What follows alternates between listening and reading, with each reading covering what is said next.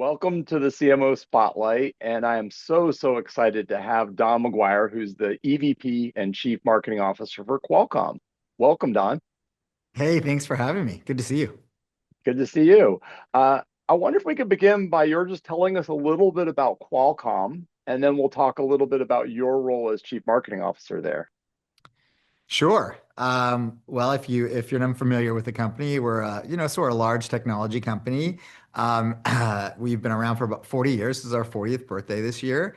So old by some standards, still new by others. And we started by inventing some of the most amazing wireless technologies that the world has ever seen. And then we've sort of grown and diversified and innovated from there. And now we're this sort of multifaceted technology company that's really got on a mission to deliver intelligent computing everywhere. And so we are right in the middle of the AI revolution. We are across so many different business sectors. I get to be the CMO of an amazing company that's always changing and morphing and growing. And I get to steward kind of sort of three major brands and the Qualcomm brand obviously being our master brand and our Snapdragon brand, which is more of our direct to consumer brand portfolio. Excuse me, sorry. And then our Dragon Wing brand, which is really all about sort of industrial IoT and robotics and autonomy and some of those areas. So really vast portfolio of products and solutions. And most people don't realize this. Probably if they walk around their house or their office or whatever, they probably have at least 5 to 10 products that they use every day that are powered by Qualcomm in some way, shape, or form. So really cool company, fun time, and it's great to be the CMO. Awesome. So I'm curious about the role of CMO there at Qualcomm. Maybe you can tell us about that in context of the teams that you work Mhm. with and what they do. Sure. I mean, like the company, the role has evolved. I became CMO a little over 4 years ago, about 4.5 years ago, actually. And we've really sort of um, introduced or evolved the concept of what really marketing can be at a technology company. Mm, We've been rooted in engineering, we've been rooted in invention and innovation, and when companies sort of start from that point, sometimes the discipline of marketing is really not well understood or not well practiced, yeah. and so it's been kind of a journey for the team to not only build the discipline and connect the dots for the company on how important the art and the science of marketing is in achieving our business objectives, but just then to also build the capabilities up of the organization so we can deliver for the business. I mentioned the business continues to grow and morph and diversify, and we need new marketing sort of ideas, and we have new audiences we have to talk to, and we have to explore new ways and new parts of the marketing mix in order to achieve those objectives. So it's really been an area of the business that has grown and developed and matured specifically over the past 4 years to be, not unlike a marketing organization that you'd see at more of a consumer-facing, Mm, company. And we're practicing the sort of the same types of activities and initiatives that you might see at a CPG brand in a lot of ways. And so that's been exciting. It's been fun. It allows us to explore you know, our, our business side and our consumer side. And it's also allowed me to bring on some really talented people and to do some great stuff. love it. So talk a little bit about your career path because I think you're from Southern California originally, went to school there, went to college there, and then you worked for wireless companies for the first part of your career. So talk just a little bit about that transition to the current role. I know you've been at Intel, I mean at Qualcomm for almost 10 years now. Yeah, I've sort of always I kind of grew up in tech, and I started my career in sales, like a lot of people who major in marketing out of college. Um, at least back when I graduated, there weren't a lot of sort of marketing jobs that were Mhm. entry level, and so most of the recruiting opportunities, and most of the job postings that were sort of available to me and people who graduated on that track were really sales jobs. And so I started in sales, like a lot of marketers do in their career. And I really liked the fact that I got to experience that part of the arts and science of moving products and goods through sort of through from the company to the manufacturing process all the way through to the end user, because sales is something that is a discipline that teaches you a lot of good skills. It teaches you how to handle rejection, how to overcome objections. It really helps sharpen your interpersonal skills, your relationship skills, how to read people, how to sort of interact with people and bring yourself to different levels in order to make that connection. And so I think it's made me a better marketer, for sure, to having had that sales experience. So that's where I started. And yeah, I started working on the wireless side, graduating from college, didn't really know what I wanted to do. And it was actually my father who sort of convinced me to look at this new kind of burgeoning area of cellular and wireless technology. And so I applied for a job and got it and started selling cellular service and devices for an operator here in the US, and then sort of just grew up within that environment, and then made the transition sort of broad across the ecosystem to different parts of the technology space, which led me through various pathways and amazing experiences working for amazing companies, and not so amazing experiences working for not so amazing companies, which is all part of the journey, right? And then landed in like 9.5 years ago, almost 10 years ago now, here at Qualcomm. And as you said, I'm a native San Diegan. And so it's been great to and I've actually lived here since, lived back here in San Diego since 1996. But it's been great. It's been great to work at such a great company who's founded here and who has its roots here in San Diego. And so it's a privilege, really. That's great. By the way, I think we are all in sales, whether we realize it yet or not. Absolutely. Always be selling. Yeah, yeah. We all, my kids are selling me on ice cream after dinner. I mean, Of everybody's, course. we're all in sales, whether we Of realize it or course. not. We're all in sales. Um, yeah. So I'm curious if there's a piece of advice that you wish that you'd gotten early in your career, or maybe it's advice you would give to somebody that's young, just starting out in a Mhm. marketing or sales career. Oh, wow. I think regardless of the career choice that you're making, just one of the things that I would advise, or a piece of advice I would give would be to, just don't be afraid of opportunity. I think, especially when you're starting out, there's a lot of unknowns, a lot of uncertainty, and so I think you just realize that your first job is not going to be your last job. Right? That's a rarity in this world, and so get some experience, dive in, right? Get the process started, and then also just always be in control of your destiny. Don't let someone else control where you go, and what career paths you may want to choose or not choose.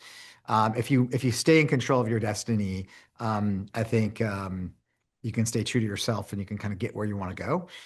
Sometimes it's hard because sometimes when you get into a work environment or a job, and sometimes that overwhelms, it kind of takes over your life, and then you feel like you're not in control anymore, and you've got things and forces around you that are kind of manipulating your thoughts and your ideas, because especially at big companies, the goal for the company is to sort of keep you doing what they want you to do.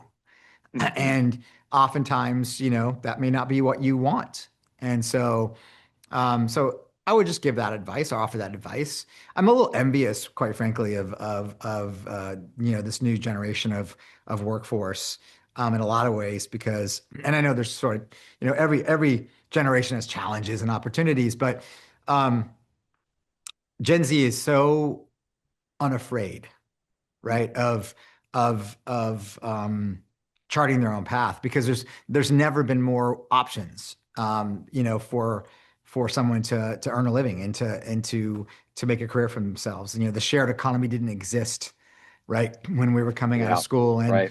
and so they've really embraced that and entrepreneurship in ways that we never, we were Hmm. like, gotta get a job, gotta go to work for a company, gotta get stability. Those were the things that we focused on. And I think this generation is all about exploring what they really love to do and their passions and then finding a way to make a living at it. And so I think that's pretty cool. And like I said, I'm a little envious, um, but that's, even in that environment, still, be in control of your destiny, and don't be afraid to see opportunity as opportunity. Yeah, I love it. So I believe that everybody has a superpower, and I'm curious what you feel your superpower is. Ah, superpower. Wow. I don't know if I would describe it as a superpower, but um, I've been told by especially people close to me that they're envious of my ability to compartmentalize. Hmm, hmm. Um, Give me an example of something that where that's benefited you. Well, I think if you can sort your thoughts and sort your emotions and sort your reactions to things into buckets, right? And avoid sort of crossover, which kind of can get you in trouble or can be dangerous sometimes. And if you can actually compartmentalize things, you can kind of get through difficult times, or you can Hmm. you can find a way through a challenge. And it's when things get mixed together and you can't sort of separate things that, things tend to go wrong Hmm. sometimes. And so, or if you're facing adversity and and the ability to compartmentalize and to sort of focus through that adversity, I think is a skill that sort of can not only help you survive that adversity, but even thrive and come out on the other side Hmm. of it, in a better place than you were before. And so that's sort of something I've just been able to do. I don't know if it's from just early childhood and the experiences that I had, which sort of forced me to be able to do that or triggered Hmm. that in Hmm. me. But that's something that people have told me that that I Yeah, have. what I heard in that is also resiliency, where it's like you compartmentalize something, but also figure out a way to overcome if it's a challenge of some kind. Yeah, I think if you can compartmentalize in a positive way, it can build resilience for sure. And so I mean, it's not a bad skill. Yeah, no, no. Okay, so I'm curious if there are some values that you want to demonstrate as a leader, or maybe there are values that you would demand from people to be on your team. Um, yeah, I think that there are a couple things that I would say, and one I think has evolved and become more important since the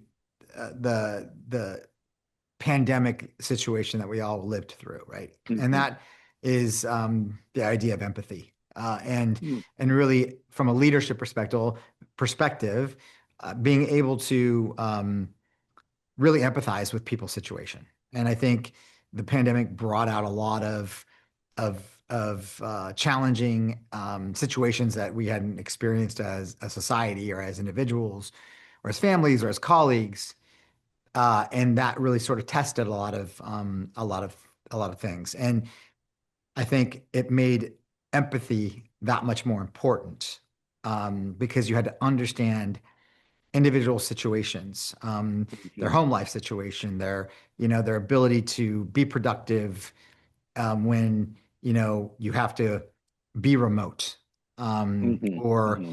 feeling isolated. And and not feeling connected because, we were told to stay away from each other.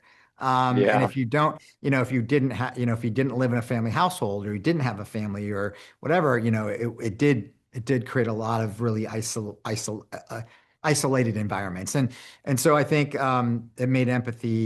brought empathy back probably into the leadership sort of ecosystem where it may have sort of become less of a priority before that. Hmm. Um, and I think that's one thing that I found that has been really important. And That's then I awesome. think the second thing is transparency. Mm.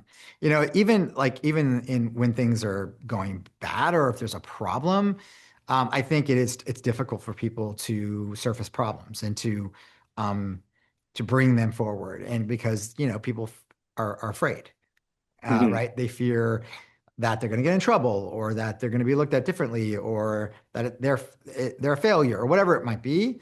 Um, and I've always been like, just talk about the problem, bring it forward, right? Be transparent. Um, but also, think about solutions and bring Hmm. solutions forward. Hmm. The old saying, if you're not part of the solution, you're part of the problem. Um, Hmm. so I don't mind, problems. I really don't. Like people can come to me and say, "Oh my gosh, this is messed up, or that's messed up, or this happened, or that happened," and it's not about whose fault it is or who's to blame or whatever, but it is about like, okay, as long as we understand the problem, then let's talk about solutions. Hmm. And there's a solution to every problem. So that's another thing I would say I would encourage people to think about, but also I probably would say that I sort of require you know, that spirit. Hmm. Hmm. I got to interview the founder and CEO of MailChimp a couple of years ago, they Hmm. sold MailChimp to Intuit for 12 billion. He and his partner owned Right, 100% of it. right. And I asked him what his Good for superpower them. was. And, yeah, yeah. And he said, I'm able to put the turd on the table, which is a very succinct way I think, of also of saying this kind of the That same is thing about funny. transparency, like Yeah, address an issue that needs to be addressed that nobody else wants to address. right. And that way you can try to solve that problem and figure it Yeah, out. I love that. right. Yeah. Exactly. Exactly. So, so at Setup, we're marketing matchmakers. We connect brands with marketing agencies that can support and fill gaps, usually in Okay. capacity gaps or capability gaps. But we're in Hmm. a unique position because we're not on the client side or at a brand. We're not on the agency side either. We kind of live in that space between, and Hmm. we match make between the two. And so I'm curious, just generally, what your philosophy is on working with marketing agencies. Sure. Well, we work with many marketing Mhm. agencies. I think every situation is unique based on your resource sort of makeup in within your company Mhm. or whatever. And my current situation with my team here at Qualcomm, we are, I would say, significantly under-resourced Mm. as a marketing organization. If you look across my peers, if you look across my competitors, and you look at the sheer size of my organization versus those other companies, I'm on average about a third of the size. Mm. And we're talking about a company that's in like 9 different businesses, right? So, Yeah. um, so And I think it's like roughly 40 billion in revenue, I think last I saw yeah, from last yeah, year-ish. and So, so definitely under resourced. mhm. So one way I really depend on my agencies is to supplement my team. I have about as Yeah. many people working on my business that live and sit inside of agencies that I do on my team. Hmm. So if you took my team plus my agency partners and the people working on 100% dedicated to my business, it would double the size of my team. Yeah. That's a reality that I have to live with. I don't necessarily believe it's the healthiest mix because obviously you're paying for those services, which I don't mind paying as long as they're good, but you also risk that intellectual property, that experience that these people are gaining on my business Yeah. being lost in a blink, Yeah. When right? if they go away to some if other agency if or they go something like away that. Yeah. or they get put on another client's business Yeah. Yeah. or whatever. So we're always constantly balancing that in-source, outsource, how can we sort of get the critical talent and bring them in-house and as we grow and evolve, we're always looking at those types of things. And I'm really pushing that boulder up the hill constantly. Hmm. And we are growing and we are figuring some of that stuff out. And in the advent of AI, we're also looking at that in the context of this. And so agencies are important. They bring outside perspective, right? They bring, sometimes you get very internal think, Yeah, right. right? At companies, and so agencies can bring a fresh perspective. They can often bring an outside in, great for ideation and sounding and soundboarding and all those types of things. Um, I feel like sometimes we can be too overly dependent on agencies. And so, like I said, we're always trying to strike that balance. And right now, I'm in the process of a kind of a marketing evolution in transformation where with technology and with this unique position and this place in the world where we live today with the advent of Gen AI, I'm starting to rethink what the role of marketing is and um, or at least how we execute on that role and Mm. and what does the resource pool look like. And so I've sort of made a layer cake sort of analogy that I've used in this process, which is we now have to sort of start with a foundation that is based on a systems architecture. Hmm. And which we really think about that before. But with these tools and with these systems and these processes, we really have to start there. And then we have to build workflows on top of that that leverages those tools and leverages that technology. And then we have to organize our people around those workflows. And I think that's how we build the modern marketing organization of the future. And we're in the process of that right now. Hmm. In the first quarter of next calendar year, we're going to start executing this sort of in phases. And so I'm excited about the process of doing this, and I'm doing it really to scale. Right. Hmm. I've got the company has set some really, really, really big goals out for 2029, 2030. And so I have to kind of back up from there and look at my team's capabilities and everything that we have to do and say, how are we going to support the business in getting to those goals? And so that's what's led to this sort of transformation evolution and this kind of layer cake approach towards it because I'm actually using this process to actually scale my capabilities. I'm not using it to downsize. I'm not using it to cut. Hmm. I'm Hmm. using it to scale because I am so Yeah. under-resourced. And so it's a different exercise for me, and it's going to be a different exercise for each CMO based on their situation. I've got colleagues who are doing something similar, but they are doing it to become more efficient and to kind of create an organization that is way too big with way too much redundancy and make that leaner, meaner, Yeah. right, and come down to more of a fighting weight sort of scenario. So it just depends on your situation. It's not a right or a wrong way. It's just what do you think is the best for where you're at and what you need to deliver for your company and for for its shareholders and things like that. So that's the process. That's the journey we're on right now. Agencies will continue to be a big part of that. Hmm. Can we get more efficient? Yes. How do we look at agencies from a holdco perspective? I'm spread out amongst multiple. I kind of like it that way Yeah.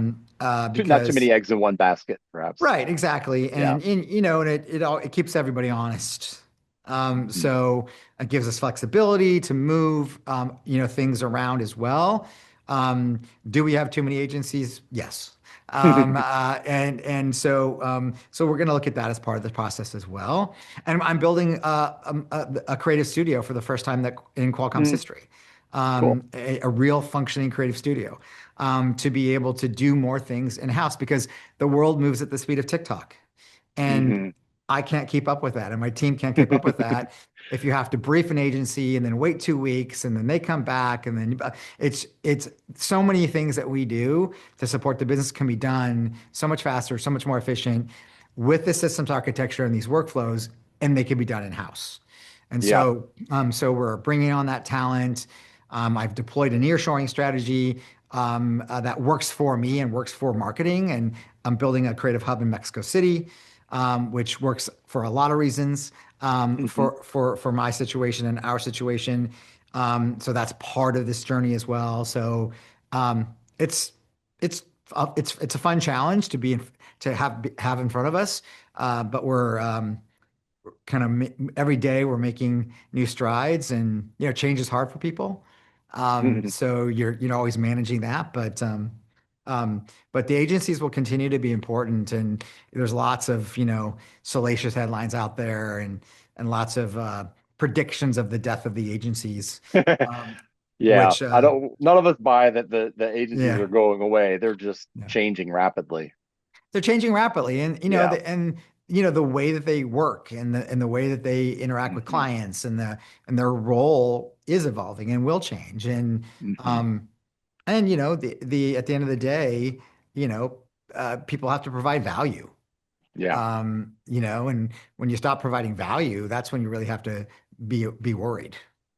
You mentioned sort of, you sort of touched on this a little bit, that each organization is completely different. So like you might have a peer at another company that has twice the size of a marketing team that you have.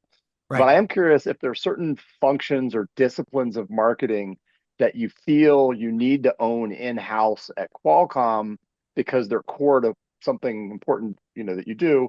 And are there other disciplines of marketing where you would always want to get outside perspective because you want, they either have special expertise or knowledge, or to your point, maybe pulling in ideas from other industries that are useful for you. So I'm curious if there are disciplines you feel like you need to keep in house, and are there others that you feel like you really want outside perspective? Sure. And that strategy could change over time, Yeah, of course. because there's inflection points, right? There's models for outsourcing that work up into a certain point, right? And then it flips, and then it makes more sense to insource that. Hmm. So Hmm. that's going to constantly change depending on what it is. I'll give you a couple examples of like media. I think media buying. I don't think we would ever 100% bring in house, because Right. we're not big enough. Hmm. um, Hmm. and the leverage that we get by being part of having our media being purchased by a big media agency who has that scale, right? Right. I mean, I'm not going to be able to negotiate pricing, media pricing on my own for what we spend. That would be nearly as efficient as somebody who could leverage the fact that they buy across hundreds of clients Yeah. and Yeah. billions of dollars of media. So, but media planning may be something that we bring more Yeah. in-house, Yeah. right? Yeah. Yeah. So that's kind of an example of maybe outsource, insource. Even the creative process, there's insource, there's outsource, depending on what it is that we're trying to do. Um, so I've experienced sort of both, and starting inside and then going outside, and vice versa. But those are a couple examples of things that I can see sort of being definitively, for me and for my situation and our team, probably something that would either stay as an outsourced sort of function, or or Hmm. or over time be brought inside. Yeah. Okay, I got two more questions and then we'll do a couple of rapid fire just for fun at the end. So the first Sure. is, how do you demonstrate value to the other functions within the organization that aren't marketing? Because I think sometimes everybody fancies themselves a marketer and has Yeah. opinions. But Yeah. so how do you demonstrate value to the other functions within the organization? Yeah, it's a ongoing question. I think for every marketer, it's Hmm. even more challenging in tech. But I would say two things. First, you have to build credibility and respect for the discipline amongst people that are not marketers. Hmm. And so if you can build that credibility and garner that respect, that's one thing. You do that by measuring, by producing data, by having fact-based conversations that are rooted in data, so that you can build understandability into what the role of marketing is. Hmm. And then on top of that, you deliver great work, right? You deliver great work that connects with audiences, that has all the emotional attachment, as well as the value proposition, as well as the scale and the frequency, as well as depending on what part of the funnel delivers on the KPI. So Hmm. deliver great work that drives the outcome. I think that's the next layer of it. And then I think recognition over time helps also build that credibility, right? Because if you are Yeah. recognized not by yourselves, or you're not tooting your own horns, but you're getting that recognition third party or from the outside from respectable organizations, that also Hmm. helps. Hmm. We've Hmm. reached a very critical point of, in my opinion, recognition and respect this year, as we have entered the Interbrand 100 for the first time in the 40-year history of the company at number 39. Um, Wow. but, which has a lot to do with the work that my team has done over the past 4 years, as well as just where the company has gone financially and how we've grown and diversified. Having Snapdragon show up on Kantar's Brand Z list at number 38 for the first time ever, um, winning a Clio for our launch film with Manchester United. Those types of things do matter. And it's not for the vanity of it. It's really for, hey, the Interbrand 100, did you know, CFO, that the Interbrand 100 has historically outperformed the S&P 500 and the NASDAQ 100 for the past 24 years. Mm. So if you're on the list, Right. There's a chances are financial you're, benefit for your company. yeah. Right. Right. Right. And now that NASDAQ has partnered with Interbrand to launch the ETF fund, now you're going to get investors because Mm. you're on the list. Hmm. Hmm. And if you're not on the list, you're going to lose investors. Hmm. Hmm. So that's a really good sort of way to sort of build that, so that respect and that credibility and the importance of marketing within the rest of your stakeholder audience group, to strive for and then achieve those types of recognition, and then tying that back to the business success. So that's I think that's important as well. So there's different pieces, there's different parts of Hmm. sort of the puzzle, um, and you have to kind of do it all, right? Yeah. Um, and so good news is it's like, we're kind of there now, in a lot of ways. And so now the pressure is really to keep improving, Yeah. and to keep to moving forward. And um, it's never going to be easy. Hmm. Hmm. It's always going to be hard.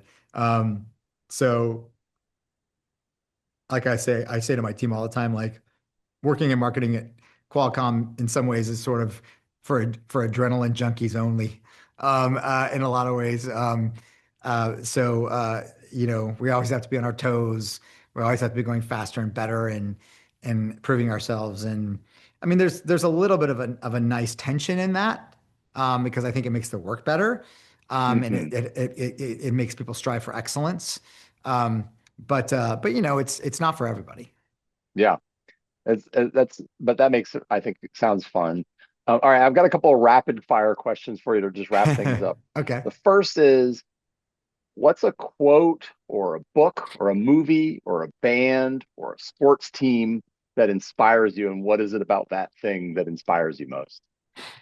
Wow. Could be anything that inspires you, but Yeah. Anything that inspires me. I would say that, as far as a band goes, one of my favorite bands in the world is Green Day. Mm. Why is not just because I love their music, um, but their longevity. Mhm. Um, Billy Joe is still killing it, right, in his 50s. Um, and they have this youthful exuberance that they've Mhm. never lost. Mhm. There's still those young punks from Berkeley, right, even now. And so I would say Green Day is sort of one of those, musical sort of pieces, as you mentioned, um, that I would say. Let's see. I'm trying to think of anything else. What other things? Uh, my favorite sports movie is Rudy, Oh yeah, the classic underdog, like the ultimate right? underdog, right? Classic Yeah. underdog. I mean, I'm a huge Notre Dame fan, so that's also part of it. But Mhm. I go Irish. But and they got super gypped in the national championship this year. Right. Completely gypped. But Rudy, yeah, Rudy's like I can watch that movie, and I have literally hundreds of times. So It, you know how it's going to end, but it's still worth seeing you know again. how it's going to end, but it's still worth watching Yeah, again. yeah. Okay, two other quick questions. So one is, other than your family, because that's an easy answer, where do you find joy outside of work? Where do I find joy outside of work? I don't know, any Hmm. hobbies or anything that you love? Yes. I mean, I love, you know, staying healthy and so fitness and working out and cycling. My Peloton makes me happy. That's one thing. I love movies. Um, like I love going to concerts. I love movies. Mhm. Um, hiking, going to the beach, being in the water. I grew up sailing, a family of sailors. So being on the water is also really, really fun. Um, and I love skiing. And traveling. I mean, I get, again, I have the unique privilege of, and sometimes the unique challenge of traveling a lot Yeah, right, for right, right. work, but I've gotten to go to some amazing places and always managed to take in a little bit of culture and a little bit of the Hmm. environment that I'm in, even if I'm only there for work. Hmm. And that's been really, really cool. So I love traveling, going to new places, and experiencing the cultures and stuff like that. So, Cool. The last question, just for fun, is there a brand that you've never worked on that you really admire, and what is it about the brand mm, that you really admire most? is there a brand that I haven't worked on that I really admire? Yes, I mean, there's a couple. I got this question recently, but it was more narrow because it was a luxury brand. Someone wanted Huh. me to tell them what luxury brand I kind of have a lot of respect for and am envious of. And so my answer was, and this is my answer is LVMH. I Louis think Louis, Vuitton, right, right, right, yeah, right. yeah, and of course LVMH owns a lot of brands, but Yeah, yeah, yeah, but right, right. Louis Vuitton specifically, I think, has done a phenomenal job. First of all, like love where it comes from. Love the fact that they've stayed true to their brand, but I also love the fact that they've evolved. And I think, from bringing in Virgil Abloh as their creative director and how he refreshed and rejuvenated and modernized the brand to now bringing Pharrell in, but just seeing what they've been able to do. And how they've stayed so relevant and so premium and so luxurious. And they haven't gone the way some other brands have for short-term gains and diluted their brand um, or damaged their brand, Hmm. for in lieu of financial pressure or something like that. I have a lot of respect for that brand. I love it. All right. So Don McGuire is the EVP and Chief Marketing Officer for Qualcomm. Thank you so much, Don. This was such a fun conversation. I really appreciate it. It's been great. Thanks so much for having me.